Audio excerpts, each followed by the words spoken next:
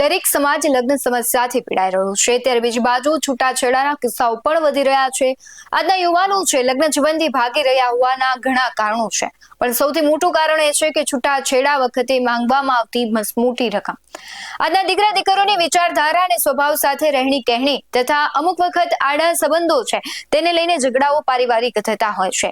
ત્યારે દીકરીઓ દ્વારા છૂટાછેડા વખતે લાખો અને કરોડોમાં રકમની માંગ કરવામાં આવે છે. ત્યારે સવાલ એ થાય કે લગ્ન એ 7 જન્મોનો પવિત્ર સંબંધ છે કે પછી કમાણી કરવાનું સાધન? નમસ્કાર, ગુજરાત BS9 TV ન્યૂઝમાં આપની સાથે હું ભગવતી વિશાવડિયા. દીકરીઓને આપણે સ્વતંત્રતા આપી, આત્મનિર્ભર બનાવી અને સશક્ત પણ બનાવી, પણ તેનો મતલબ એમ નથી કે તમે પરિવાર અને સમાજના નિયમોનું ખંડન કરી મન ફાવે એટલી રકમની માંગ કરો.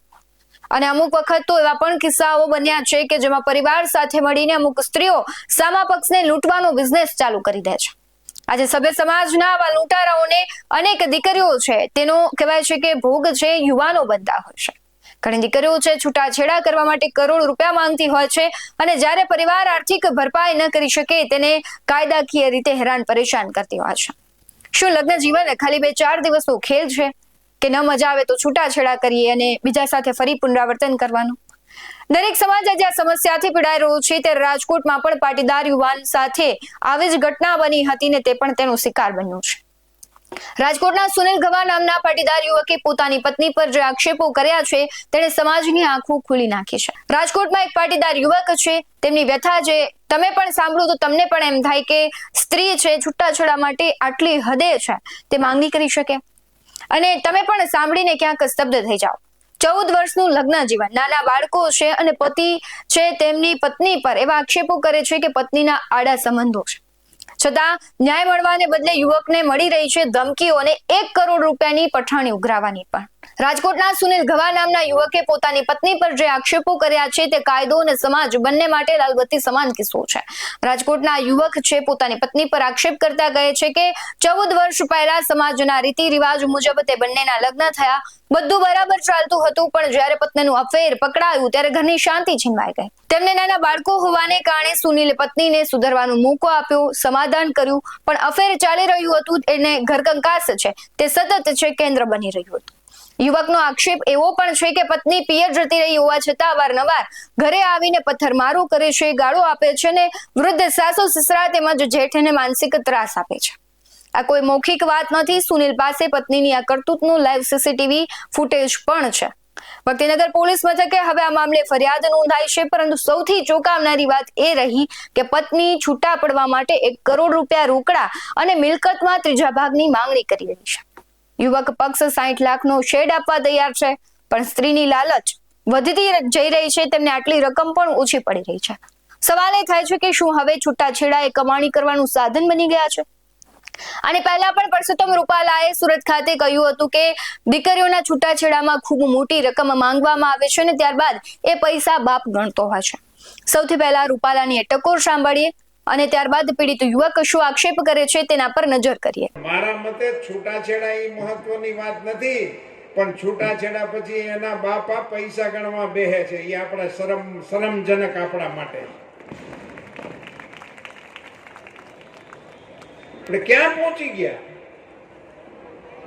આપણા સમાજમાં દીકરીના પૈસાની દેતી લેતીના વિષયો હાલે કરવા પટેલ સમાજની અંદર.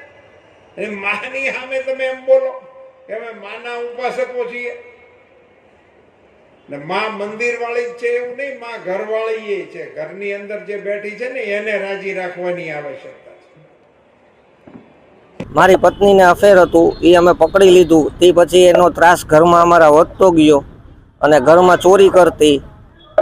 આવી રીતે રજૂઆત ઘણીવાર અમે અમારા સસરાને કરેલ છે, તો એ લોકોએ કોઈ દી કાંઈ કીધું જ નથી, ધ્યાન જ નથી આપતા. અને હવે એ લોકો પૈસાની માંગણી કરે છે અમારી પાસે. 1 કરોડ રૂપિયા અને પ્રોપર્ટીમાંથી ભાગ જોઈ છે એને. મારે પાનની દુકાન છે. મારે દીકરી દીકરો 2 છે. મારી બાજુમાં રહેતા એની સાથે જ હતું. અને હવે તો એવું જાણવા મળ્યું છે કે એના ગામમાં પેલા હતું, પણ હવે એની આઈને આપણે કઈ લેવા દેવા છે નહીં. આપણે તો આના ત્રાસમાંથી મુક્ત થવું છે. મેં ભક્તિનગર પોલીસ ચોકીમાં કરેલ છે ફરિયાદ. અરજી તો મેં 5 થી 6 વાર કરેલી છે, પણ આજ વખતે મને ચોક્કસ ન્યાય મળશે એવી મને ખાતરી છે. શું ત્રાસ શું આપતા તમને? ગારું આપવાની, ઘરમાં ઘર કંકાસ કરવાનો,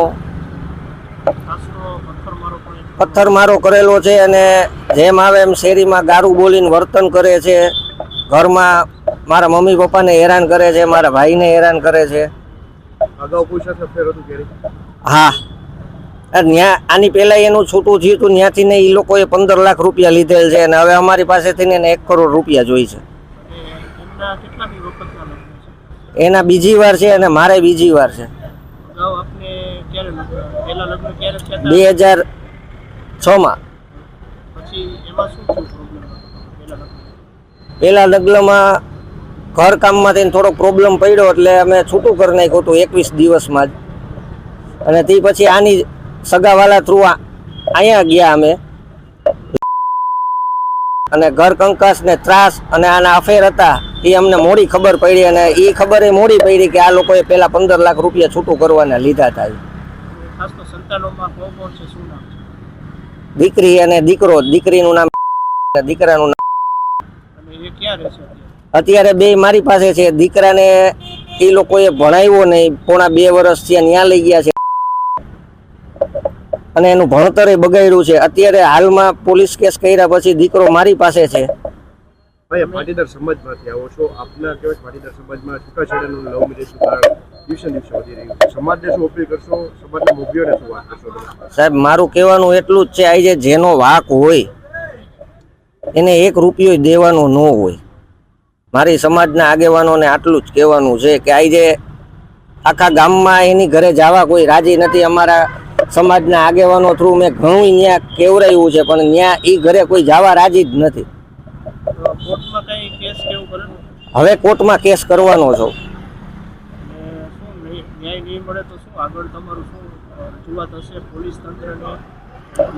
હવે તો અમને સાહેબ એવી બીક છે કે આ લોકો હવે અમારા જીવને જોખમ તો પૂરેપૂરો જ છે. આ લોકો માથા ભારે છે. અમને ઘણીવાર ફોનમાં દાટી મારેલી છે કે અમે તમારા ટાટિયા ભાંગી નાખશું, મારી નાખશું. આવું હંધુય અમને ફોનમાં મારા શાળાએ એને કીધેલું છે અને કીધેલું છે.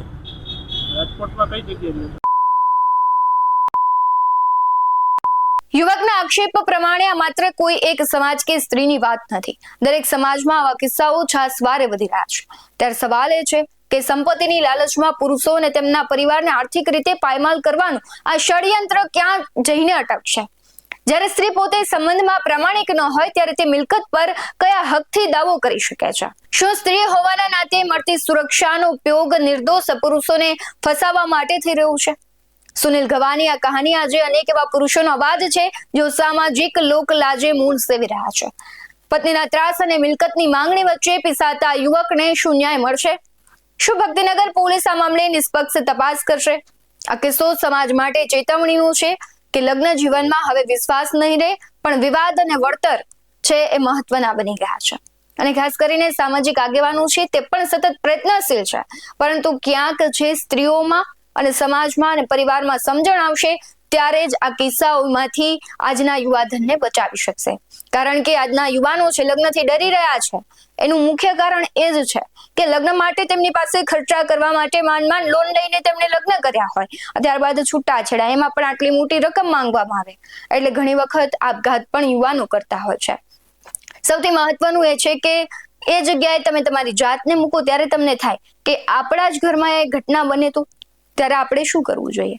અને સમાજે હવે જાગી જવાની જરૂર છે. તમને આ ઘટનાને લઈને તમારું શું માનવું છે તે કમેન્ટ બોક્સમાં જરૂરથી જણાવજો. બાકી આવા જ વધુ અહેવાલો સાથે ફરી મળતા રહીશું. તમે અમારી યુટ્યુબ ચેનલને સબસ્ક્રાઇબ કરવાનું, અમને ફેસબુક અને ઇન્સ્ટાગ્રામ પર ફોલો કરવાનું ભૂલશો નહીં. બાકી અવનવી અપડેટ્સ મેળવવા માટે આપ જોતા રહો BS19 ન્યૂઝ. નમસ્કાર.